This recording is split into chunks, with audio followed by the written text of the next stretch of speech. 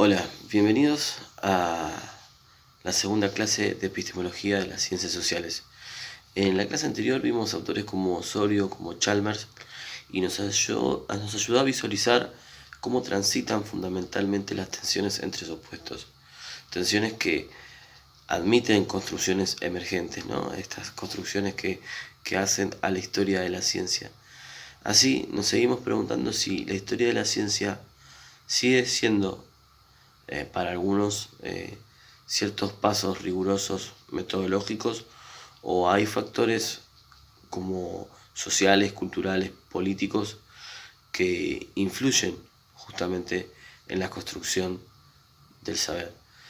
Los pares objetivos, subjetivos,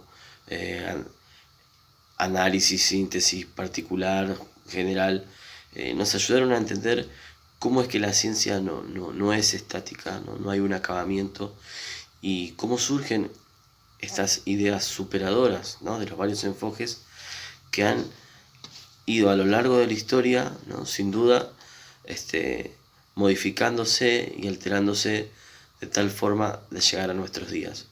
Para adentrarnos ya a nuestra clase de hoy, tenemos que decir que los avances tecnológicos han marcado un hito en el antes y el después de la humanidad. Vivimos en un mundo donde los avances tecnológicos, ¿no?, los avances de la ciencia, se da como algo natural, como una cuestión dada, como que para el ser humano fuera algo cotidiano, básicamente, ver la evolución de la ciencia, cosa que en otro momento de la historia no fue tan así.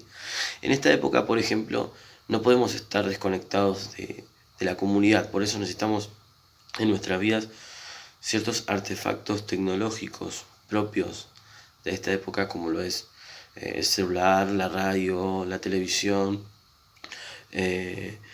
También necesitamos artefactos tecnológicos en cuanto a la producción de alimentos, como por ejemplo la mecanización de la agricultura, ¿no?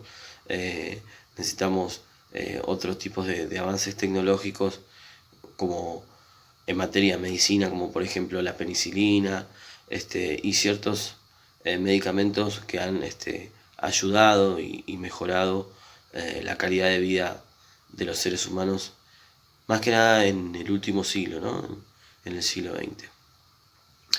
Nosotros entendemos que estos mojones tecnológicos, dignos aportes de la ciencia, no se dieron sin pasar por una serie de acontecimientos bastante temblorosos, ¿no?, en el marco de las relaciones internacionales. La ciencia conllevó una carrera por el saber donde se jugaron y se juegan hoy en día intereses de poder, intereses económicos, intereses políticos, intereses culturales. Más específicamente, cuando hablamos de ciencia, tenemos que hablar de toda esta índole y no quedarnos solamente en cuestiones puramente metodológicas. Por eso, a continuación, les vamos a proponer una actividad de inicio, donde dejen volar su imaginación y piensen cómo sería la vida sin estos avances tecnológicos. También van a poder encontrar algunas imágenes que son meramente ilustrativas, como para que ustedes puedan tomar alguna dimensión, digamos, en otro contexto histórico, de cómo eran, por ejemplo, las prácticas médicas, cómo era el trabajo de la tierra. Y bueno, los invitamos a que piensen, a que reflexionen y que traten de armar esta actividad de la mejor manera posible. Vamos a pausar el video acá y le damos unos minutos para que ustedes puedan resolver. Desde una mirada social de la ciencia, podemos entender que la ciencia está determinada por condiciones externas a ella, pero estas pueden nutrir o enflaquecer justamente estos procesos de avance científico.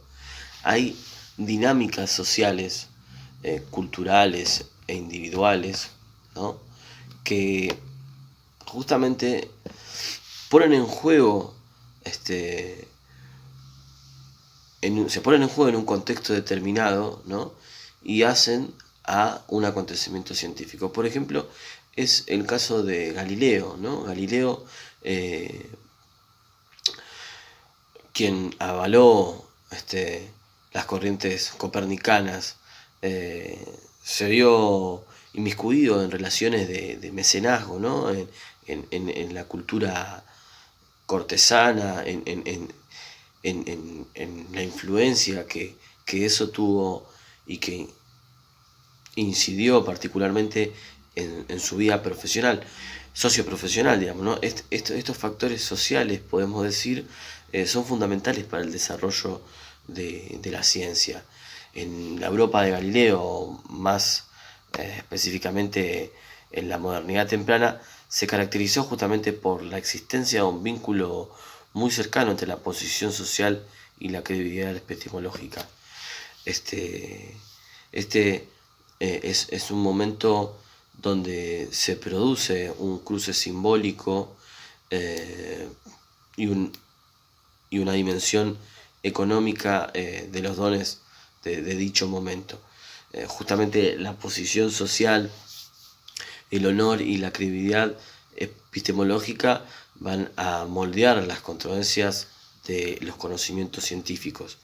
Es preciso que Galileo, ¿no?, el favorito de la corte del momento, comprendiera algunos códigos culturales donde se pudiera desenvolver en dicho contexto social, cuya comprensión le valió justamente como para poder llegar a tener un éxito a esas aspiraciones.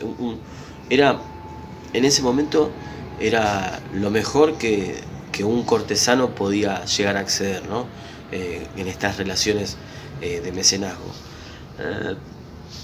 Estas condiciones políticas, ¿no?, también trajeron una corte ligada a un tipo de Estado absolutista, ¿no?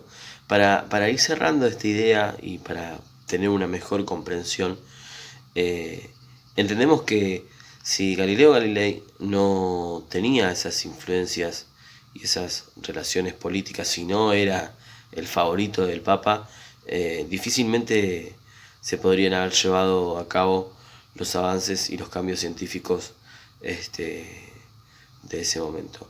Entendemos por esto, ¿no?, y esto es lo más importante a destacar, que para que la ciencia se desarrolle tiene que haber factores sociales de legitimación de esos avances. Tiene que haber condiciones sociales que apoyen, ¿no?, esos avances científicos, no solamente sociales, sino económicos, políticos, culturales. Tal es el caso de la finalización de la Segunda Guerra Mundial, ¿no?, saltando un poco en el tiempo, en donde marcó un antes y un después en la vida común de los ciudadanos. Es el caso puntual de Vannevar Bush, ¿no?, donde fue capaz de ver durante el esfuerzo bélico, ¿no?, que el conocimiento de los científicos podría jugar un papel fundamental en el entorno inmediato en cuanto a las cuestiones belicistas del momento. ¿Qué quiero decir con esto para no perderme, digamos? Es que el gran aporte que hizo la ciencia en cuanto a materia de defensa, a favor de los intereses de un país, como por ejemplo el radar. El radar permitió que se pudiera detectar aquella flotilla de submarinos alemanes y así poder salvar vidas. Un gran progreso también hubo contra las distintas enfermedades. Por ejemplo, si bien la penicilina no fue un invento de la Segunda Guerra Mundial, fue anterior, pero permitió, por ejemplo, la profundización de ese descubrimiento, poder aportar justamente a disminuir la tasalidad de muerte por distintas enfermedades dentro de del campo de batalla. Este progreso contra la enfermedad requiere de un flujo de nuevos conocimientos científicos y solo podemos obtener nuevos conocimientos científicos a través de una investigación básica. Esto básicamente se planteó Estados Unidos, ¿no? Después de la Segunda Guerra Mundial, en cuál iba a ser el papel de la ciencia, ¿no?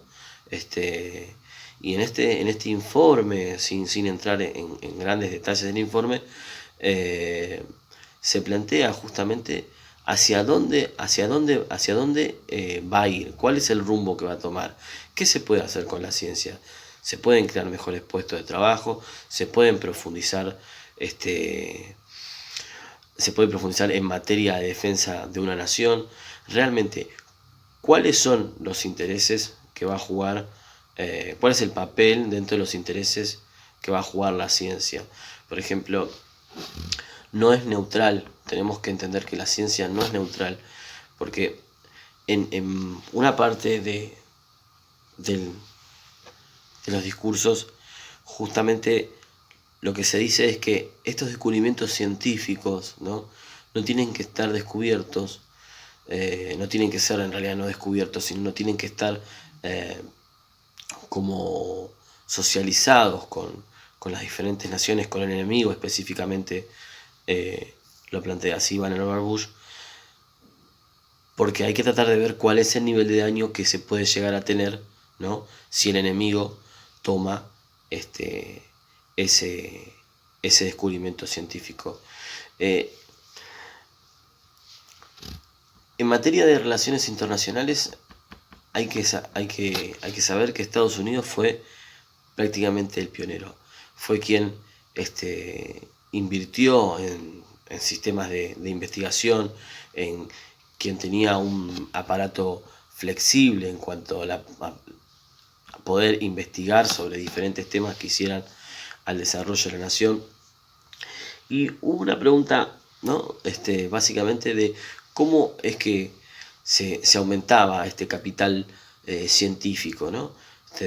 Debían contar con muchos hombres y mujeres formados en la ciencia, debían fortalecer los centros de investigación básica, justamente como veníamos hablando, facultades, universidades, institutos de investigación, fortalecimiento de los trabajos de una investigación básica mediante fondos públicos, ¿no?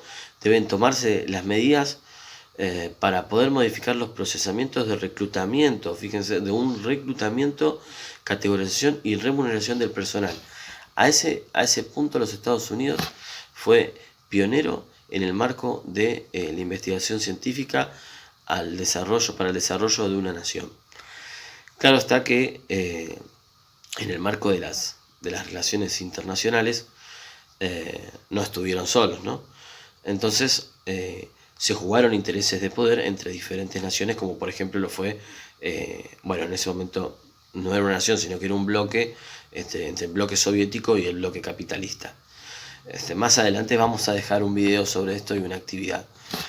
Lo que se trató de hacer básicamente es tratar de generar, ¿no?, una formación, una casta de científicos que se planteó básicamente en el tiempo, ¿no? La formación de un científico es un proceso largo y totalmente costoso, y el gobierno debe proporcionar una cantidad razonable de becas para estudiantes y graduados a fin de desarrollar tales talentos científicos dentro de la juventud norteamericana, digamos. Elaborar planes que atraigan a la ciencia solo la proporción de talentos que se ajustaba a esas necesidades. No cualquiera podía llegar a ser también científico, eso también vale aclararlo, digamos, ¿no? Buscar hombres que antes o durante la guerra hayan dado muestras de talento para la ciencia y que puedan continuar una formación científica por diferentes órdenes. La mayor parte de la información relacionada con la aplicación de la ciencia debe ser hecha pública cuando ya justamente, como decíamos recién, no exista razones para pensar de que podría ser utilizada por el enemigo, ¿no? Hacer pública, coordinar su liberación y alentar definitivamente su publicación tiene que ser de una manera muy cuidadosa, muy minuciosa y, y justamente que eso no pueda ser utilizado por las distintas naciones que en realidad están compitiendo, ¿no? Justamente con, con los Estados Unidos en ese momento, para no llegar a una controversia, digamos, como con ese avance científico. Tal fue el caso de la URSS. Así que les vamos a dejar una actividad de cierre, una actividad donde ustedes van a poder ver dos posturas, ¿no? Dos líderes mundiales disputándose justamente como si fuera en una pelea de niños el avance en la calidad de vida en la materia tecnológica. Así que bueno, espero que les haya interesado. Nos vemos la próxima clase y a continuación van a tener la actividad de cierre. Hasta luego y nos vemos la próxima.